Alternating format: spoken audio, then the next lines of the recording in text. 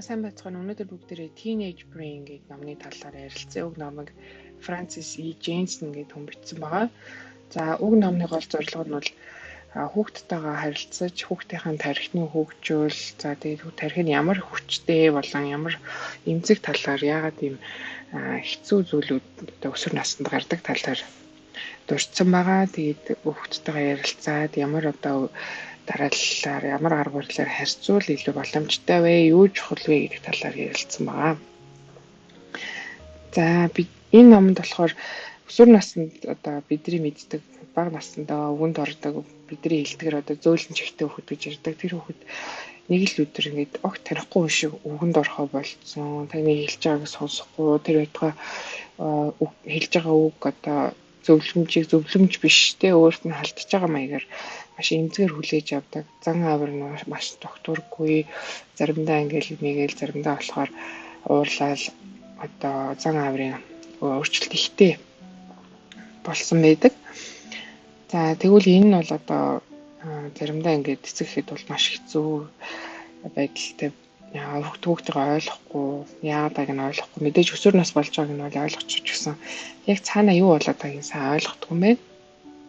Эдгээр нь бол ер нь бол хүүхдийн тархинд болон бие физиологи явагдаж байгаа маш их өөрчлөлтүүдийн үр дагавар буюу эдгээрээс үүдэж гарч ирж байгаа л зүйл байна. За хамгийн түрүүнд болохоор өсвөр насны хүүхдийн ер нь биеийн өөрчлөлт болон гормоны өөрчлөлтүүд байдаг гэдэг талаар анх 1904 онд Gardel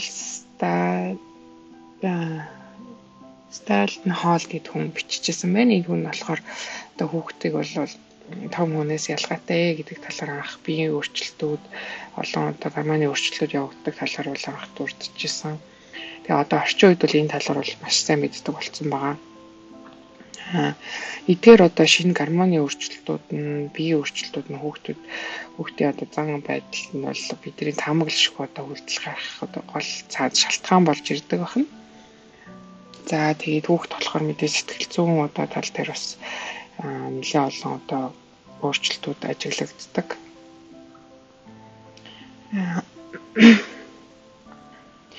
За тархин хэрхэн суралцдаг талаар бол маш сонирхолтой бол ярьсан байгаа.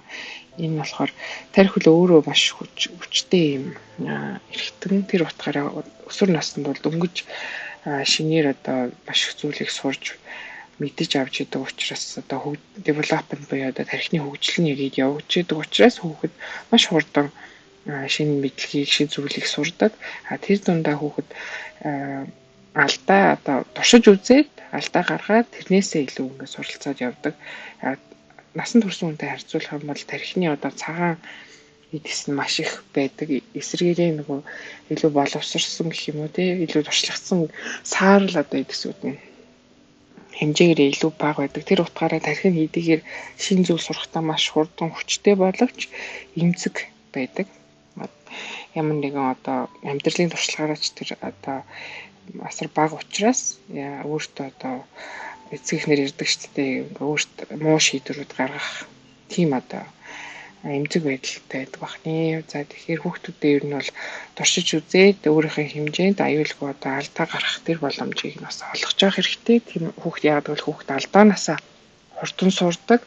Тэгээд тэр хэрээрээ тэрийг хурдан өөрчлөж явдаг. Тэгэхээр энэ үед юу хамгийн чухал вэ гэхээр эцэг асар хамгаалагчийн зүгээс бол зөвлөгөө маш чухал байна. За яг энэ хэсгээр чи ингээд ийм зүйл туулж ийн ийм алдаа ингээд өөрөө туршаад үз ийм алдаа гаргаж ийн тэрнээс бол ингэж болд юм ингэж болдгоо маа гэж шууд зөвлөгөө өгөхөөс өмнө өөрийнхөө мэддэг туршлагатай бусад хүмүүсийн амьдрал дээр яг ямар нөлөө гарсан юм тэр талаар ярих хэрэгтэй. За энэ дээр нэг жишээ гарч байгаа нь болохоор нэг ээж ингээд өсвөр насны хүүхдээ өрөөл яваад орсон чи хичээл хийж явах цагаар нь яваад орсон чи хүүхэд нь ингээд тамхитаа сууж исэн. Тэгээ ээж болохоор юу гэж бодсон юм гэхээр яагаад юм тэнийг юм бэ л гэж хамгийн түрүүнд бодсон. Тэгтэл хүүхэд минь өөрөө тэрийг туршиж үзээд тэрнээсээ ингээд шийдвэр гаргах тэр процесс дээр явж байгаа учраас шууд загинж эсэргүүцэхийн оронд цаа чи ингээд туршаад үзлээ. Ингээд энэ л эрүүл мэндэд ийм сөрөг нөлөөтэй. Тэгээд миний мэддэгээр тамхи татсан ийм хүмүүс ийм асуудал ингээд эрүүл мэндийн асуудал гардаг гэд өөрийн бол эргэн тойрныхоо өөрхөн туршлагаа хүүхэдтэй айлуулах эвтэйхнэр зөөлхнөр ярилцах нь бол нөгөө хүүхэд чинь төрөний хилдгээр тэр одоо оролдлогоосоо сайн зүйлийг нь мууг нь ойлгоод сайнаар ингэж болохгүй байна гэдэг тэр зөвлөмжийг өөртөө хүлээж авах боломжийг өгөх ёстой.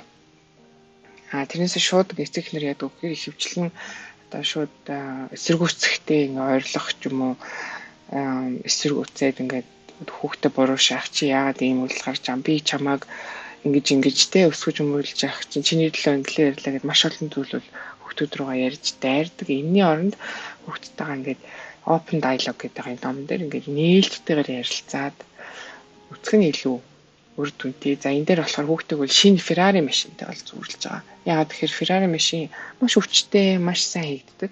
Гэхдээ цоо шинэ Ferrari машин бол замдаар явж үзээг байгаа тийм. Тэгэхээр асуудлыг яг асуудал тулахад тэнд яаж одоо шийдэх нь бол бид нар мэдэхгүй. Яг тэгэхээр тэрнтэй адилхан хүүхдээ чинь тарих бол маш хүчтэй суралцдаг. Маш хурдан суралцдаг. Энэ үед бол эцгийн зүгээс бол сайн зөвлөгөө, одоо зөв чиглүүлэлт маш чухал гэдэг байна.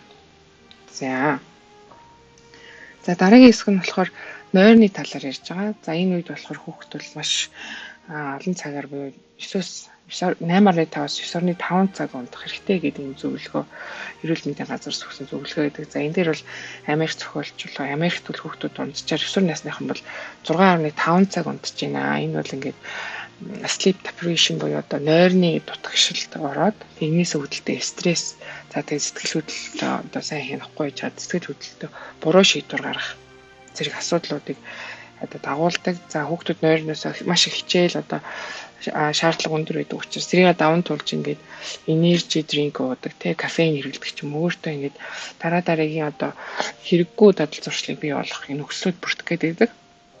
Тийм учраас яах ёстой гэхээр тархины хөгжилт чинь дээрэс нь одоо бие чинь физикал одоо хэлттэй биологийн физиологийн одоо эрүүл мэнд чинь нойр маш чухал. Дээрэс нь сэтгэл хөдлөлөө ингээд доктортой байлгахын тулд нойрч маш чухал шүү гэдгийг хэлж байгаа. За өсвөр насны хүүхдүүдтэй бол онцлог нь бага насны хүүхдүүдтэй харьцуулахад илүү шар шуур шиг нойртой болсон байдаг. Яагаад тэгж байгаа юм бэ гэхээр өдөр одоо авч байгаа бүх нөх хичээллүүд, шинэ мэдлэгүүд, гэрийн даалгавар, тэгээд тухайн өдөр болж өнгөрсөн найз нөхөд, багш, эргэн тойронд болж байгаа үйл явдлуудаа тархинтай одоо процесслоод одоо цааш нь хэрэгтэйг нь аваад хэрэггүйг нь устгах тэр үйл явц нь орой явагддаг учраас маш их ингээд тархинаас хөгжиж байгаа. Тэгээд дээрээс нь энэ үйл явдлууд ингээд процесслох хугацаанд хэрэгтэй байдаг учраас нэлээ орой унтах гэдэг. За тэгээд амралтын өдрүүдээр хагасаа буцаанд бол хүүхдүүд ингээд орондоо өнжөөд хэвтээд ирэхтэй байх талтай. Энэ бол ерөөсөө яаж ихэр хүүхд өөрийнх нь л тэр бие физиологоо л дааж ин гэсэн үг. Энийг болохоор эцэг эхчүүд бол ойлгохгүй их унтлаа, өглөө эрт бос хүмүүс өглөө босч ингээд өөрийнх нь эргэн тойронд байгаа одоо сургууль нугаас өглөө эрт ордог ч гэх юм уу, нийгмийн өглөө эрт ажилдаг ч юм уу.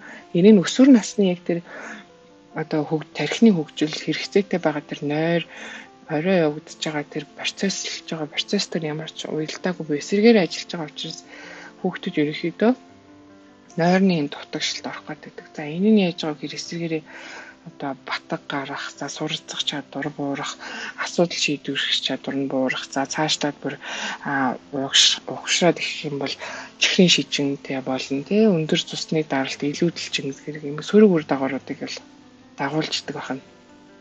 За тэгэхээр ерөөсөө нойр гэдэг нь хүүхдийн хувьд бол цавуул гэж ойлгох хэрэгтэй. Яг цавуу бол бид нэр одоо эрүүл мэндтэй болон одоо сэтгэл хөдлөлийн төрөө бүгднгийн нэг газар ингээд тогтоон барьж идэг зүйл нь бол зүйл гэдэг утгаараа нойрыг бол цавуутай зөвөрлж ирж байгаа. Тэгэхээр хүүхдтэй яагаад энэ ингээд чухал юм бэ гэдгийг чи сайн унтах хэрэгтэй, ингэ хэрэгтэй гэж шууд хэлхийн оронд өсвөр наснд ийм зүйл явагддаг байна гэдэг эцэгнэр өөртөө судлаад тэгээд тэрэн дээр баримттайгаар хүүхдүүдтэйгээ ярилцсан.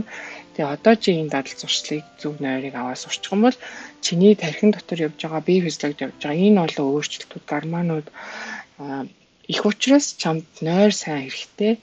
Тэгэх юм бол чи ингээд нойр дутуугаасаа болж янз бүрийн асуудалд орох, өөрийгөө зовоох, буруу шийдвэр гаргах ч юм уу, хүний нөлөөнд автах ч юм уу, эдгээр зүйлээс бол өөрийгөө хамгаалах боломжтой гэдэг хүүхдтэй нээлттэй ярилцаа гэж байгаа.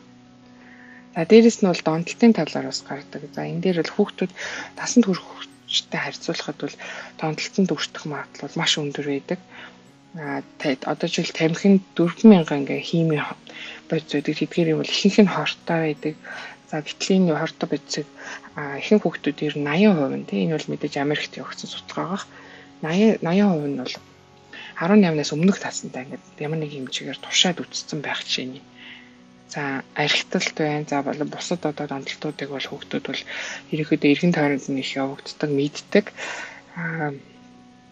Тэгээд эдгээр зүйлийг бол ингээд нөлөөлөл их байгаа нь хүрээллүүд нь. Гэтэл хүүхд маань өөрөө нөгөө өсвөр насндаа явж байгаа үе амьдралын туршлагын хугацаа нь их бага байгаа учраас эдгээр одоо согтууруулах бодис одоо архины нөлөөлөл авцсан согтсон үедээ бол угаасаа амьдралын туршлага нь бага учраас муу шийдвэр гаргах гэдэг.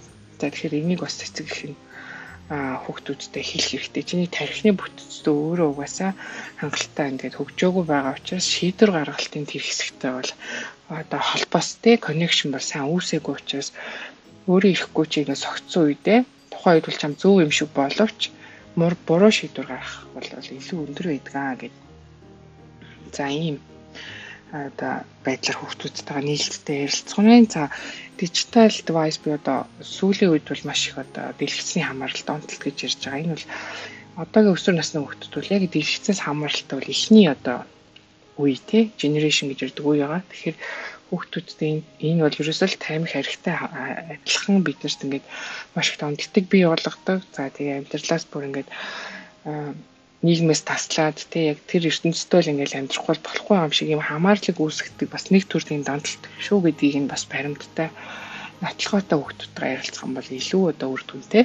Тэрнээс чи их компьютер үзлээ, их тоглолоо гэд хориглохоос илүү чамд яг ямар сөрөг муу үр дагавар болох юм бэ гэдэг талаас нь хүүхдтэйгээ ярилцаж айлах сүрдүүлнэ гэсэн үг шүү. Зүгээр нээлтттэйгээр ярилцаад энийг ингээд тоглоод ингээр чамд мэдээж гоё байгаа тий найзуудтай юм байна л тий бас заавал компьютерийн араас гэхээс илүү найзуудтайгаа бас царай царайгаа хараад ингээд уулзах нь хүн ирээдүйдэн олон хүмүүстэй угаасаа ажиллаж амьдрах учраас яг хүнтэйгээ харьцааны амьд харилцаас чухал байдаг юм шүү гэдэг талаас нь бас хүүхдтэй ойлгуулах зэрэг юм нээлттэй яриаг өрнүүлэх хэрэгтэй. За дээрээс нь бас нэг чухал зүйл нь бол стресс байгаа. Өсвөр наснд бол маш их олон стресстэй үүдэлтэй одоо асуудлууд, хэрүүл маргаанууд тий ингээд гинтийн дэлбэрэлтүүд маш их явагддаг.